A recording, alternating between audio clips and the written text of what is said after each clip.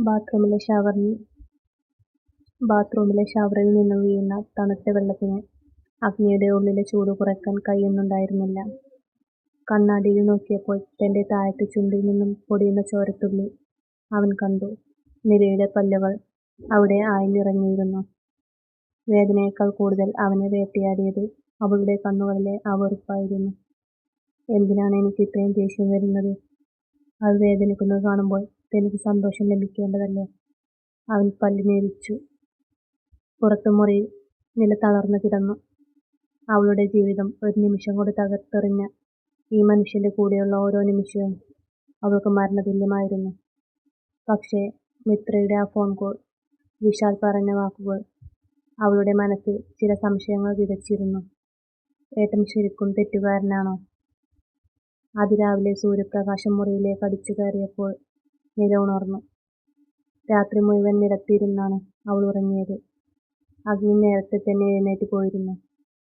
കുളി കഴിഞ്ഞ് അവൾ താഴേക്ക് ചെല്ലുമ്പോൾ അഗ്നി ഡൈനിങ് ടേബിളിൽ ഇരുന്ന് ലാപ്ടോപ്പിൽ എന്തോ നോക്കുകയാണ്.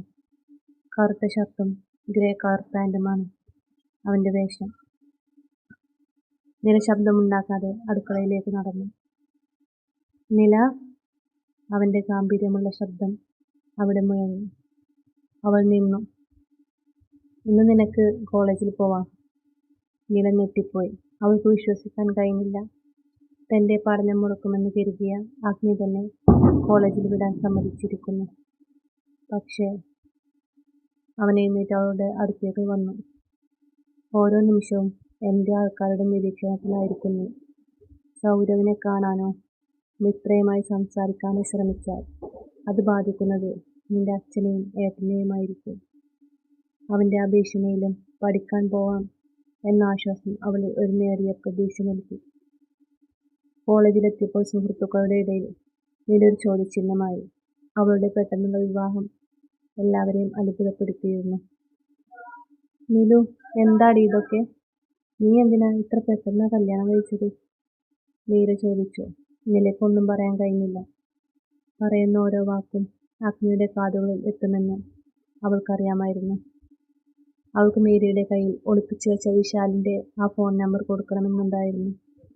പക്ഷേ നടന്നില്ല. വൈകുന്നേരം വീട്ടിലെത്തിയ നിലയെ കാത്തിരുന്നത് അഗ്നിയുടെ മറ്റൊരു മുഖമായിരുന്നു. അവൻ മുറിയിൽ ഒരു വലിയ ഗിഫ്റ്റ് ബോക്സ് വെച്ചിരുന്നു. അതിൽ മനോഹരമായ ഒരു വൈറ്റ് ആൻഡ് ഗോൾഡ് സെറ്റ് സാരിയായിരുന്നു. ഇന്ന് രാത്രി ഒരു ഫാമിലി ഡിന്നർ ഉണ്ട്. ഇതെടുത്ത് തയ്യാറാവണം. അവന്റെ സ്വരത്തിൽ ആ പഴയ ഗൗരവം അല്പം കുറഞ്ഞതുപോലെ അവൾക്ക് തോന്നി.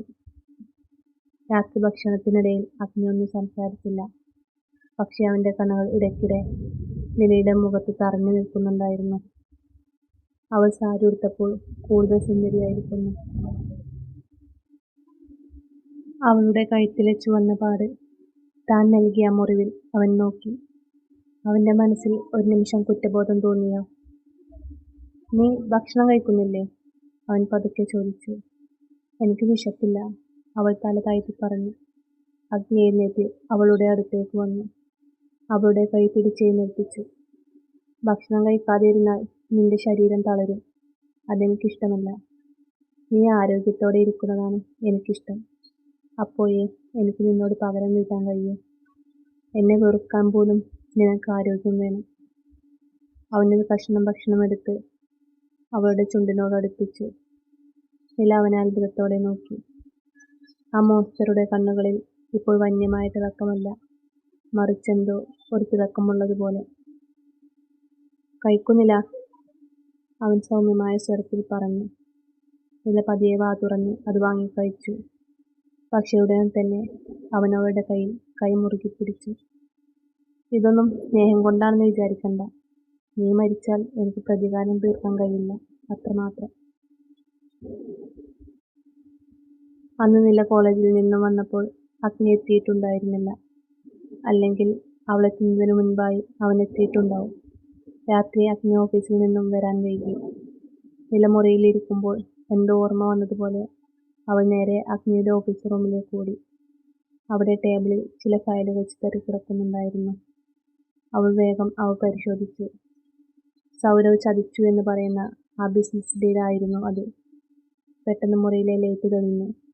വാതിൽക്കൽ നിൽക്കുന്ന അഗ്നിയെ കണ്ടതും അവൾക്ക് ശരീരം തളരുന്നത് പോലെ തോന്നി. അവന്റെ മുഖം ദേഷ്യം കൊണ്ട് ചുവന്നിരുന്നു. "നീ ഇവിടെ എന്താണ് ചെയ്യുന്നത് നില?" അവൻ സൗമ്യമായി ചോദിച്ചുകൊണ്ട് ക്രൂരമായ ഭാവത്തോടെ അവളിലേക്ക് അടുത്തു. "നിങ്ങൾ ഒരു ചതിയനാണ് അഗ്നി." നില ആ ഫയൽ അവന്റെ നേരെ എറിഞ്ഞു. "എന്റെ ഏട്ടൻ ഒന്നും ചെയ്തിട്ടില്ല. നിങ്ങൾ കള്ളരേഖകൾ ഉണ്ടാക്കി ഞങ്ങളെ ചതിക്കുകയായിരുന്നു. ഇതിനു വേണ്ടിയാണോ നിങ്ങൾ എന്നെ വിവാഹം കഴിച്ചത്?" അഗ്നി അവളുടെ അടുത്തേക്ക് വന്യമായ വേഗത്തിൽ വന്നു. അവൻ അവളുടെ 2 കൈകളും ചേർത്ത് പിടിച്ച് ചുമരോട് ചേർത്തു. "അതെ, ഞാൻ ചതിച്ചു. നിന്റെ ഏട്ടൻ എന്റെ അനിയത്തിയെ കരയിച്ചതിന് എനിക്കിതിലും വലിയ ചതികൾ ചെയ്യേണ്ടി വരും. നിന്റെ കുടുംബത്തെ ഞാൻ തെരുവിലിറക്കും. നീ കാണണമത്." "അമ്മേ!" നില വേദന കൊണ്ട് കരഞ്ഞു. "നിങ്ങൾക്കെന്നെ കൊല്ലണോ? കൊന്നോളൂ. പക്ഷേ എന്റെ അച്ഛനെയും ഏട്ടനെയും വിടൂ." അവളുടെ കണ്ണുനീർ അവന്റെ കൈകളിലേക്ക് ഇറ്റിവിറ്റി വീണു. അത് കണ്ടതും എന്തോരസ്വസ്ഥത തെന്നിൽ പടർന്നു കയറുന്നത് അവനറിഞ്ഞു. അവൻ അവളെ തെന്നിലേക്ക് വലിച്ചു ചേർത്തു. അവന്റെ ശ്വാസം അവളുടെ മുഖത്ത് പതിച്ചു. "നിനക്കെന്നെ വെറുക്കാൻ അത്രയ്ക്ക് ആഗ്രഹമുണ്ടോ നില? എങ്കിൽ വെറുത്തോളൂ. പക്ഷേ നിനക്കൊരിക്കലും എന്നിൽ നിന്ന് രക്ഷപ്പെടാൻ കഴിയില്ല." അവൻ അവളുടെ അധരങ്ങളിലേക്ക് അമർത്തി ഉമ്മ വെച്ചു. പതിയെ, അവളെ വേദനിപ്പിക്കാതെ പ്രണയത്തോടെ ഒരു ചുംബനം. അവൾ അവനെ തള്ളിമാറ്റാൻ നോക്കിയെങ്കിലും അവന്റെ കൈകൾ അവളുടെ അരക്കെട്ടിൽ കൂടുതൽ മുറുകി. "ഞാൻ നിന്നെ സ്നേഹിക്കുന്നില്ല നില. പക്ഷേ നിന്നെ മറ്റൊരാൾക്ക് കൊടുക്കാനും എനിക്ക് കഴിയില്ല. നീ അഗ്നിയുടെ തടവറയിൽ തന്നെയായിരിക്കും." അവൻ അവളെ പൊക്കിയെടുത്ത് ബെഡിലേക്ക് കിടത്തി. അവളുടെ സാരിയുടെ തലപ്പ് അവൻ പതുക്കെ മാറ്റി. നിലയുടെ ഹൃദയം പടപടായിച്ചു. അവളുടെ ഉള്ളിൽ വെറുപ്പും പേടിയും ഉണ്ടെങ്കിലും ഒരു പുരുഷന്റെ സാമീപ്യം അവളിൽ വിറയൽ ഉണ്ടാക്കുന്നുണ്ടായിരുന്നു. അഗ്നി അവളുടെ കണ്ണുകളിലേക്ക് നോക്കി. "നാളെ മുതൽ നിന്റെ ജീവിതം മാറും. നിന്റെ ഏട്ടൻ ചെയ്ത പാപങ്ങൾക്കുള്ള പ്രായശ്ചിത്തം നീ ഇവിടെ ചെയ്യും." അവൻ അവളുടെ അടുത്തായി കിടന്നു. അവളുടെ വയറിന് മുകളിലൂടെ കൈകൾ ചുറ്റിപ്പിടിച്ച് അവളെ തെന്നിലേക്ക് ചേർത്തമർത്തി. അവളുടെ മുടിയിലെ ഗന്ധം അവൻ ആഞ്ഞു ശ്വസിച്ചു. അഗ്നിയുടെ നെഞ്ചിലെ ചൂടിൽ തളർന്നു കിടക്കുമ്പോഴും നിലയുടെ മനസ്സ് കത്തുകയായിരുന്നു.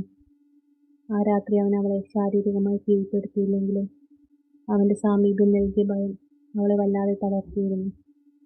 പുലർച്ചെ 5 മണിക്ക് തന്നെ നില എഴുന്നേറ്റ് താഴേക്ക് നടന്നു. നേരെ കിച്ചണിലേക്ക് കയറി. ബ്രേക്ക്ഫാസ്റ്റ് കഴിക്കാൻ ഡൈനിങ് ടേബിളിലെത്തിയ അഗ്നിയുടെ മുഖത്ത് പതിവില്ലാത്തൊരു ഗൗരവമുണ്ടായിരുന്നു. നില വിറയ്ക്കുന്ന കൈകളോടെ ചായ അവന് നേരെ വെച്ചു. ഒരു തുള്ളി പോലും പുറത്തു പോവാതെ അവൾ ശ്രദ്ധിച്ചു.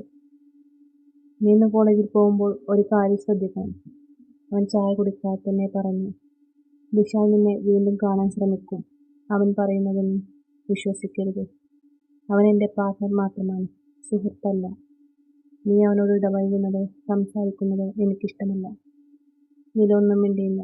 പക്ഷേ അവളുടെ കയ്യിൽ വിശാൽ നൽകിയ ആ പേപ്പർ കഷ്ണം അവൾ സൂക്ഷിച്ചു വെച്ചിരുന്നു. കോളേജിലെ ലൈബ്രറിയുടെ ഉള്ളിൽ വെച്ച് അവൾ ആ നമ്പറിലേക്ക് വിറക്കുന്ന വിരലുകളോടെ വിളിച്ചു. "ഹലോ വിശാൽ." നിലയുടെ ശബ്ദം വിറക്കുന്നുണ്ടായിരുന്നു. "നിലു, നീ വിളിക്കുമെന്ന് എനിക്കറിയാമായിരുന്നു. എനിക്ക് കുറച്ച് തെളിവുകൾ തരാനുണ്ട്. അഗ്നി നിന്നെ ഭീഷണിപ്പെടുത്താൻ ഉപയോഗിച്ച രേഖകൾ അവ വ്യാജമാണ്. സത്യത്തിൽ മിത്രയും നിന്റെ ഏട്ടനും തമ്മിൽ ഇപ്പോഴും സ്നേഹത്തിലാണ്. അഗ്നിയാണ് അവരെ നിർബന്ധിച്ച് അകറ്റിയത്. നിന്റെ ഏട്ടനെ അവൻ തടഞ്ഞു വെച്ചിരിക്കുകയാണ്." വിശാലിന്റെ വാക്കുകൾ കേട്ട് നിലയുടെ തല കറങ്ങുന്നത് പോലെ തോന്നി. അഗ്നി തന്നെ ചതിക്കുകയാണോ? തന്നെ വെറുമൊരു കളിപ്പാവയാക്കുകയാണോ? അന്ന് വൈകുന്നേരം അഗ്നി വന്നതും അവൾ ദേഷ്യത്തോടെ അവനടുത്തേക്ക് ചെന്ന് അവന്റെ ഷർട്ടിൽ കുത്തിപ്പിടിച്ചു. "നിങ്ങളൊരു നുണയനാണ് അഗ്നി. എന്റെ ഏട്ടനെ നിങ്ങൾ എവിടെയാണ് ഒളിപ്പിച്ചു വെച്ചിരിക്കുന്നത്? മിത്രയെയും ഏട്ടനെയും അകറ്റാൻ നിങ്ങൾ കാണിച്ച ആ കള്ളത്തരം എനിക്കറിയാം. എന്തിനാണ് എന്നെ ഈ കള്ളക്കഥ പറഞ്ഞ് വിശ്വസിപ്പിച്ചത്?" നില ആക്രോശിച്ചു. അഗ്നിയുടെ മുഖം പെട്ടെന്ന് ഇരുണ്ടു. അവൻ അവളുടെ കൈത്തണ്ടിൽ മുറുകെ പിടിച്ച് ചുവരോട് ചേർത്തു. അവന്റെ ശ്വാസം അവളുടെ മുഖത്ത് തട്ടുന്നുണ്ടായിരുന്നു. "സത്യം നീ വിചാരിക്കുന്നത് പോലെ അല്ല നില. നിന്റെ ഏട്ടൻ ആരാണെന്ന് നിനക്കറിയില്ല. നീ സ്നേഹിക്കുന്ന ആ ഏട്ടൻ ഒരു ക്രിമിനലാണ്. അവൻ അവളെ തന്റെ മുറിയിലേക്ക് ബലമായി കൊണ്ടുപോയി. അവിടെയുള്ള ഒരു വലിയ സ്ക്രീനിൽ ഒരു വീഡിയോ പ്ലേ ചെയ്തു. അതിൽ സൗരവ് മറ്റൊരു പെൺകുട്ടിയുമായി സംസാരിക്കുന്നതും മിത്രയെ ചതിക്കാൻ പ്ലാനിടുന്നതും വ്യക്തമായിരുന്നു. മിത്ര ഗർഭിണിയായിരുന്നില്ല. നിന്റെ ഏട്ടൻ അവളെ വഴിയിൽ ഉപേക്ഷിച്ചപ്പോൾ അവൾ ആത്മഹത്യക്ക് ശ്രമിച്ചു. എനിക്ക് അവൾ മാത്രമേയുള്ളൂ. പപ്പയുടെയും മമ്മയുടെയും കൂടെ ഞങ്ങൾ രണ്ടുപേരും ഇതുവരെ ജീവിച്ചിട്ടില്ല നില. അവരെന്നും അവരുടെ തിരക്കുകളിൽ ആയിരുന്നു. അതിനിടയിൽ അവർ പരസ്പരം സ്നേഹിക്കാൻ മറന്നുപോയി. രണ്ടുപേരും ഇപ്പോൾ സെപ്പറേറ്റ് ആണ്. രണ്ടുപേർക്കും വേറെ ഫാമിലിയുമുണ്ട്. അഗ്നിയുടെ കണ്ണുകളുടെ ഞരമ്പുകൾ ചുവന്നു വരുന്നത് നില വ്യക്തമായി കണ്ടു. എന്നാൽ അവൻ പെട്ടെന്ന് തന്നെ മുഖം തിരിച്ച് മുകളിലേക്ക് നടന്നു. നില സ്തബ്ധയായി നിന്നു. താൻ ദൈവത്തെപ്പോലെ കരുതിയ ഏട്ടൻ ഇത്രയും വലിയൊരു ചതിയനായിരുന്നു. അതോ ഇതും അഗ്നിയുടെ മറ്റൊരു നാടകമാണോ? ഒരു നിമിഷം അഗ്നിയോടുള്ള അവളുടെ വെറുപ്പ് പതുക്കെ അലിഞ്ഞില്ലാതാകുന്നത് അവൾ അറിഞ്ഞു. രാത്രി നില കരഞ്ഞുകൊണ്ട് മുറിയുടെ മൂലയിൽ ഇരിക്കുമ്പോൾ അഗ്നി അവളുടെ അടുത്തേക്ക് വന്നു. അവൻ മദ്യപിച്ചിട്ടുണ്ടായിരുന്നില്ല. പകരം അവന്റെ കണ്ണുകളിൽ വല്ലാത്തൊരു തളർച്ചയായിരുന്നു. അവൻ പതുക്കെ അവളുടെ തല തന്റെ തോളിലേക്ക് ചായ്ച്ചു വെച്ചു. എനിക്ക് നിന്നെ ശാരീരികമായി ഉപദ്രവിക്കണമെന്നില്ല നില. പക്ഷെ നിന്റെ മുഖം കാണുമ്പോൾ എനിക്ക് മിത്രയുടെ ജീവിതം ഓർമ്മ വരും. പക്ഷെ ഇപ്പോൾ നിന്നെ എനിക്ക് നഷ്ടപ്പെടുത്താനും വയ്യ. അവൻ പറഞ്ഞു പൂർത്തിയാക്കിയില്ല. നില അവന്റെ നെഞ്ചിൽ കൈവച്ചു. ആ ഹൃദയമിടിപ്പ് അവൾക്ക് കേൾക്കാമായിരുന്നു. എന്റെ ഏട്ടൻ ചെയ്തതിന് ഞാൻ മാപ്പ് ചോദിക്കുന്നു. അവൻ അവളുടെ താടിയിൽ പിടിച്ച് മുഖമുയർത്തി. അവന്റെ കണ്ണുകളിൽ അപ്പോൾ പകയായിരുന്നില്ല, മറിച്ച് അടിച്ചമർത്തപ്പെട്ട വന്യമായ പ്രണയമായിരുന്നു. അവൻ അവളുടെ നെറ്റിയിൽ ദീർഘമായി ചുംബിച്ചു. പിന്നെ അവളുടെ ചുണ്ടുകളിലേക്ക് മുഖം അടുപ്പിച്ചു. ഇത്തവണ അവൾ അവനെ തള്ളിമാറ്റിയില്ല. ഏതോ ഒരു ലോകത്തെന്ന പോലെ അവൾ അവന് വിധേയയായി കിടന്നു.